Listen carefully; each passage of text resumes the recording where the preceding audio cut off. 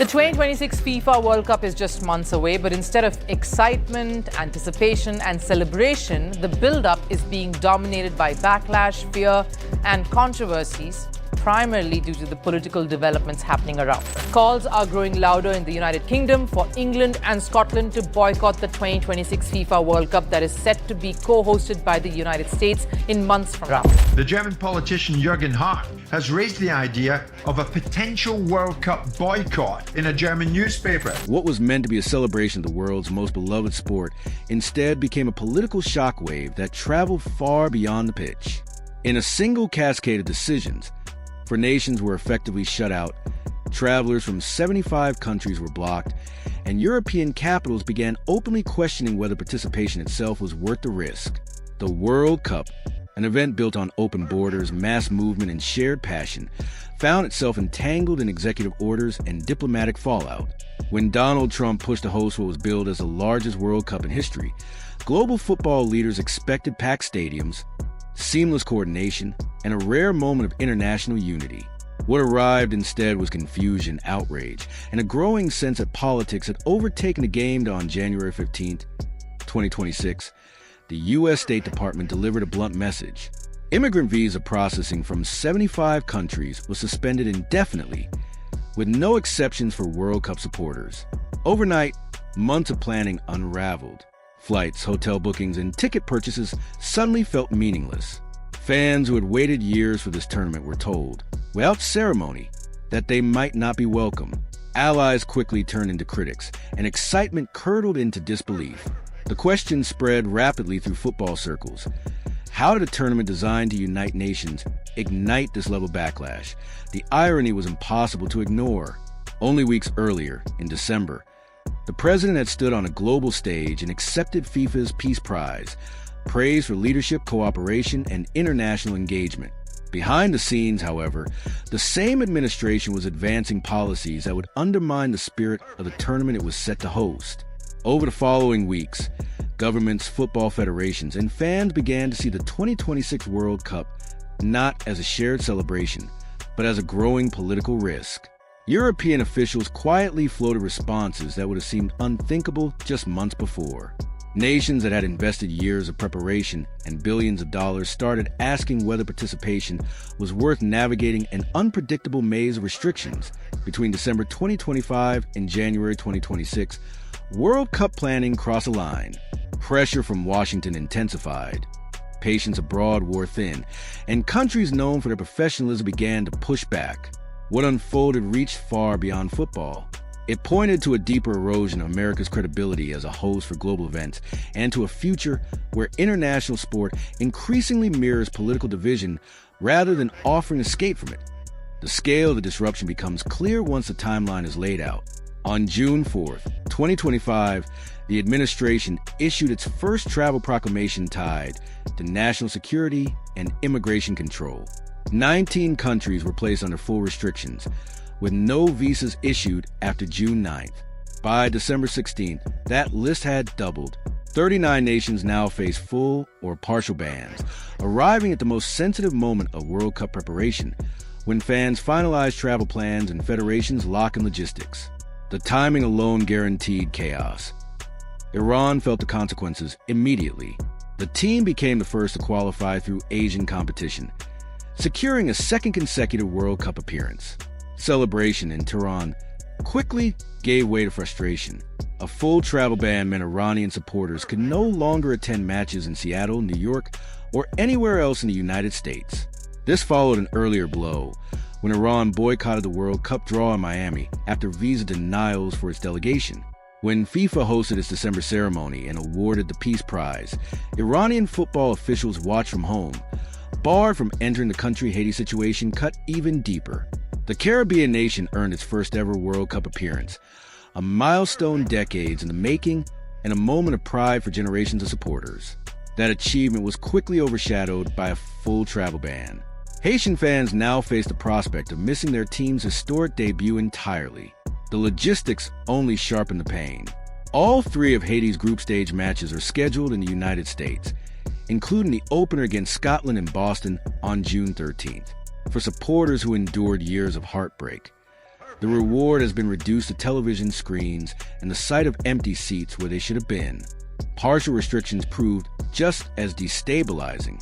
Senegal, African champions and quarterfinalists in Qatar, qualified for their third World Cup with high expectations. Their opening match against France at MetLife Stadium in New Jersey on June 16th was billed as one of the tournament's marquee fixtures. Thousands of Senegalese supporters had already purchased tickets, booked flights, and planned family trips before learning their visa applications might remain unanswered indefinitely. One supporter told reporters that following the team around the world was non-negotiable. The State Department saw it differently, and the gap between expectation and reality continued to widen. The disruption expanded again on January 14, 2026, when Washington announced a new measure affecting 75 countries. Immigrant visa processing was suspended indefinitely under enhanced screening rules for applicants deemed likely to become a public charge. Brazil, Colombia, Egypt, Jordan, Morocco, Tunisia, Uruguay, and Ghana were all included. Each is a World Cup participant. By then, the pattern was unmistakable. What was supposed to be football's greatest global gathering had become a test case for how easily politics could overshadow the world's game, leaving unity as collateral damage officials repeatedly insisted that tourist visas were not directly affected. Yet for supporters planning their journeys, the message felt unmistakable. Entry into the United States now appeared to depend less on love for football and more on shifting political calculations. FIFA tried to project calm. In November, the organization unveiled its FIFA Pass system, promising priority visa appointments for match-going fans and the deployment of 400 additional consular officers worldwide to manage demand. The president publicly declared that his administration had been instructed to ensure the 2026 tournament would be an unprecedented success. Then came FIFA's own numbers. In mid-January, the organization announced that ticket requests had arrived from all 211 member associations, totaling more than 500 million applications. It was a record, averaging roughly 15 million requests per day over the 33-day window. Buried within the press release was a quiet disclaimer. Possession of a match ticket does not guarantee entry into the United States, Canada, or Mexico. For families committing thousands of dollars to tickets, flights, and hotels, the World Cup experience suddenly became a gamble. Fans from Ghana, Egypt, or Uruguay could complete a purchase and still find themselves dependent on diplomatic conditions remaining favorable through June. Hosting a World Cup under such uncertainty begins to resemble a geopolitical lottery rather than a global festival. As logistical complications mounted, diplomatic fallout accelerated. Germany, a four-time World Cup champion, emerged as an unlikely focal point. Its group schedule included matches involving Ivory Coast and Curaçao across Houston, New Jersey, and Toronto. Tensions escalated on January 19, 2026, when Jürgen Hart, foreign policy spokesperson for Germany's Christian Democratic Union, publicly suggested that a German boycott could be considered as a last resort to pressure Washington over the Greenland dispute.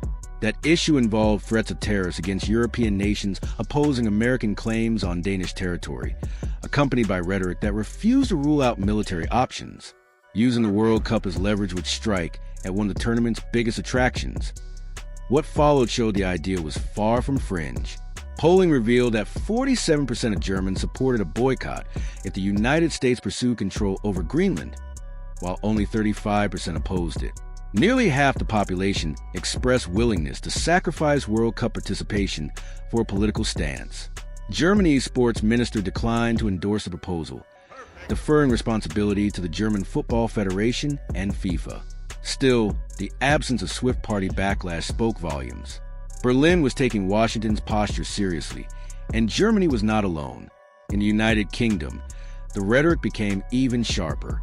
23 members of parliament from four parties, Labour, the Liberal Democrats, the Green Party, and Plaid Cymru, signed a motion urging international sporting bodies to consider expelling the United States from major competitions. The language was striking: expelling, not suspending or reviewing. The motion cited recent American military actions in Venezuela and Nigeria, alongside threats involving Greenland, Mexico, Colombia, and Iran. While the proposal remains unlikely to pass, the fact that lawmakers in Britain, often described as America's closest ally, formally advanced such language marked a historic rupture. Against this backdrop, the roles of Canada and Mexico as co-hosts took on new importance. Each is scheduled to stage 13 of the tournament's 104 matches, and their venues increasingly resemble safe havens for displaced supporters. Senegal's third group match in Toronto will proceed without U.S. visa barriers, allowing fans blocked from American entry to attend. Toronto will also host Ivory Coast versus Germany on June 18th, a fixture likely to draw thousands of supporters rerouted north. The economic and emotional energy of those fans will flow into Canadian cities, rather than American ones. Mexico's position is more complicated. Despite its status as a co-host, it remains under pressure from Washington, including threats tied to tariffs and even military action over drug cartel disputes. Colombia, another qualified nation, received warnings from the United States earlier in the year. The political theater surrounding the tournament shows no sign of easing. Concerns extend well beyond visas. The administration has not ruled out immigration enforcement actions at World Cup matches. In theory, immigration and customs enforcement agents could target Haitian supporters whose temporary protected status expires on February 3, 2026. These are individuals who have lived in the United States for years and want to watch their national team's historic debut. The possibility of arrests at football matches fundamentally alters what hosting means. It replaces celebration with anxiety and turns stadiums into spaces of fear rather than unity. FIFA's position grows more precarious by the day. Hosting rights were awarded to a three-nation coalition, and relocating 104 matches with only 5 months remaining is impossible. More than 500 million ticket applications are already logged. A peace prize has been awarded, yet the tournament now sits at the center of a diplomatic crisis in which qualified nations contemplate boycotts and millions of fans face unresolved uncertainty. The stadiums are built, the transport networks exist, and the infrastructure is ready. Physical preparedness is no longer the issue. The question confronting the 2026 World Cup is whether the world's biggest sporting event can survive being pulled into a storm where politics no longer stays outside the gates.